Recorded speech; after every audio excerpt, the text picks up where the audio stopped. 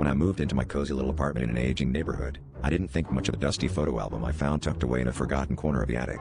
Its leather cover was cracked with age, and it seemed like just another relic of the previous tenants. But as I flipped through the pages, I noticed something odd. The family and the photos never seemed quite the same each day. At first, I shrugged it off as a trick of lad or my imagination, but the changes became more pronounced, with expressions shifting from joyous to desperate, the backgrounds morphing into shadowy, sinister settings. It was subtle enough that I began questioning my own sanity, yet compelling enough that I couldn't stop myself from revisiting the album daily.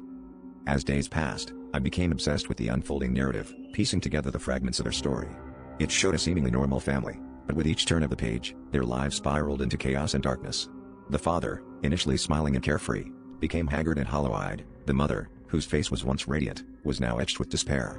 Their two children, who began as innocent and playful, seemed to grow more sullen and withdrawn. I realized with a growing dread that these images were telling a story of something unspeakable that happened to them, a story that wasn't yet finished. My fascination turned to horror when I noticed a new figure in the background, a shadowy silhouette that grew more distinct with each passing day. It loomed over the family, its presence malevolent and undeniable. I felt a chill every time I saw it, as if it was aware of my prying eyes. I began having nightmares of the figure reaching out to me, whispering secrets I couldn't understand. The album was no longer just a curiosity, it was a haunting, a warning that I was somehow involved in this dark tale. In the final act, I discovered a page that felt heavier than the rest. Trembling, I turned it to find a photo of myself, standing in my own living room, with the shadowy figure lurking directly behind me. My heart pounded in my chest as I realized the album wasn't just telling the family's story, it was predicting my fate.